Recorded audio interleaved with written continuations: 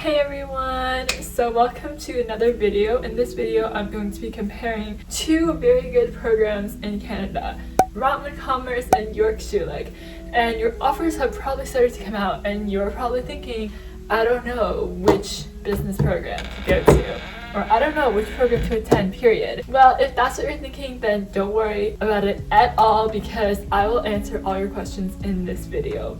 Okay, so first I want to talk about location. So obviously U of T is located in the heart of downtown, so this is perfect if you want to enjoy that city life, live that city life, really get to, the top restaurants, scenery in Toronto. There's so many things to do on the weekends, so many places to go for a night out, get really nice aesthetic pictures. But I do feel like on the other hand, this location can mean that rent is very high and that it can be easy to get lost, and that there is a sense of a loss of community kind of because it's in such a big city with so many people. But on the other hand, York, which is located in the Greater Toronto area, is obviously the location isn't as nice as University of Toronto's. However, it is also a pretty good location, but obviously it's going to be harder to find access to things that you would easily be able to access in downtown. Also, York is kind of known as a commuter school, so this means that instead of living on res, most people who attend York are from the Greater Toronto area, and so they commute to class and back from class. And I feel like that can make it very difficult to make friends because I feel like a lot of the friends I made and I was able to keep was through residence. So that's like a factor I would definitely consider. Another thing about University of Toronto, because it's located in downtown, this does give you access to more opportunities in the city, networking opportunities. However, at the end of the day, it is what you make of it. Those opportunities are always available, but you have to be the one who acts on them and uses them.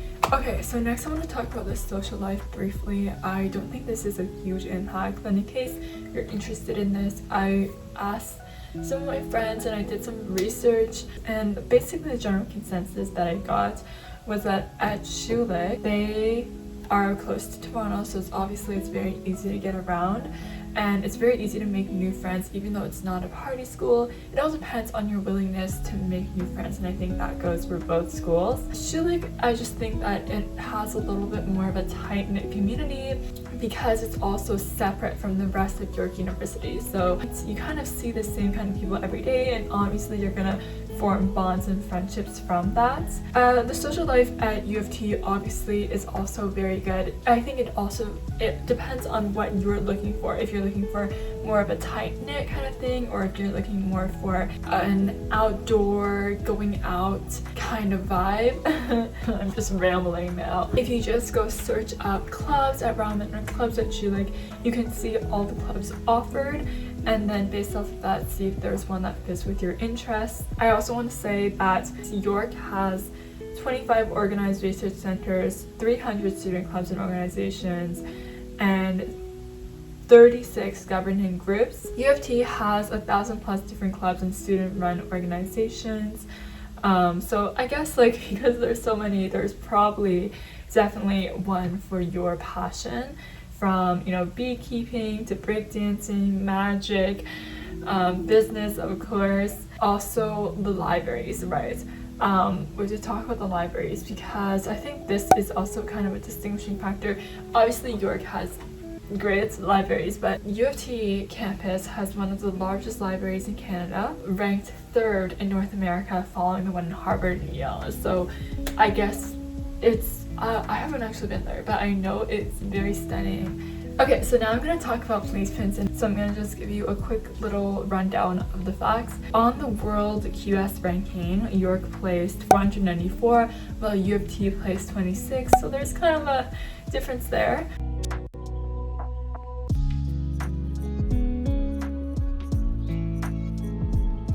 The acceptance rate, however, for the specific Schulich program at York was around 7 to 8%, and at U of T it was around 12 to 15, so a little bit higher. Okay, so now I want to talk about academics and courses.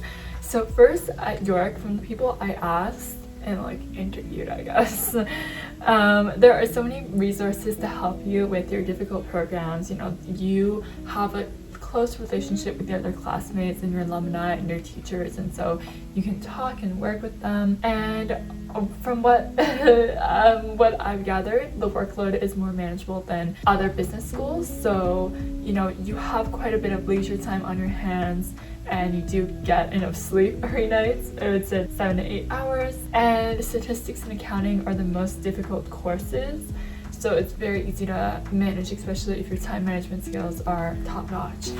Okay, sorry, okay, back to the clubs things. I remember there's also something called, at Rotman, there's our commerce portal where your job listings are posted, so this can be some use. Rotman has their own yearbook.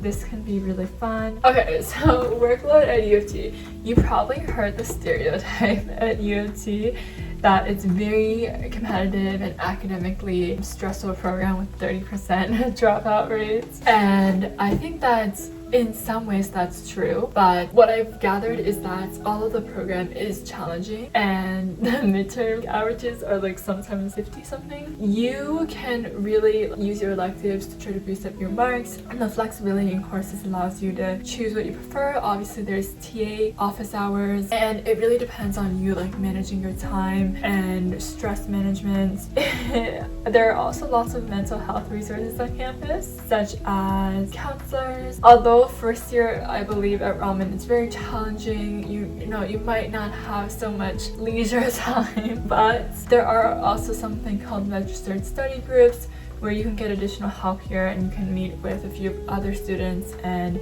work through problems together. Okay, the first year mandatory courses at Rotman are microeconomics and macroeconomics, which someone told me that they're the most challenging for first years, and that they do kind of require more effort to get the 63% minimum in order to proceed to second year. So if you don't get this, then you might not be able to continue in Rotman. But someone did tell me that it's reasonable to get an 80 if you put in the work.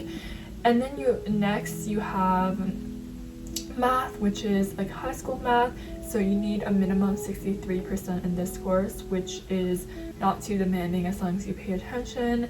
There's also marketing, which is basically the bird course in first year. Very straightforward, so it's like a mark booster. And there's also an introductory finance course. What I've heard from this is the course that is most fun, and the concepts are very straightforward.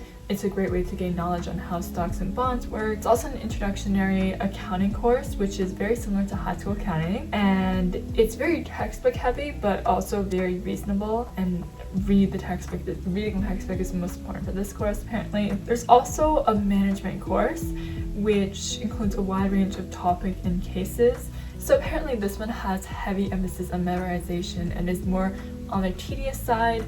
However, if you listen to the lecture recordings and write everything down, you know, like memorize what he says to do well in this course apparently. And it is achievable to get the minimum 67% because it's possible to get 90s in this course. Okay, so next I want to talk about employment opportunities. This is probably also very important to you guys. So at Rotman, the percentage that most people actually go into is finance at around 39%. So the mean salary for this is $85K. It includes the bonus, your bonus salary and your base salary, which would become $84K. And the next is consulting, which is around 19% at $106K around. And then the next one is, interestingly, consumer packaged goods and retail. This is the next popular industry that many grads go to at 8%, and the mean is $81K. Here. And the top exact roles that were employed at U of T was topping the list, financial roles and strategies and marketing. Okay, so and then the overall employment stats, there's an 85% employment rate, very good, which has actually gone up to 90% by the end of 2018. So those are pretty good stats. Now let's look at York. Okay, so next for York, if we go first by the employment by industry, the most popular is actually accounting and corporate services at 30%. The next one is financial services at 22%, and then the next one is technology industry at 14%. If you look at employment by function, you'll see that most popular like specific positions or job is first accounting at 24%. First finance at 26%, and accounting at 24%, and then management HR at 20%. 88% employment rate, which is very good. The average salary was $58K with bonus. Okay, I think that's pretty good. But yeah, so from what I can gather from this, if you're looking more towards consulting, finance, go to Rotman. If you're looking more towards marketing, accounting, HR, go to Schulich.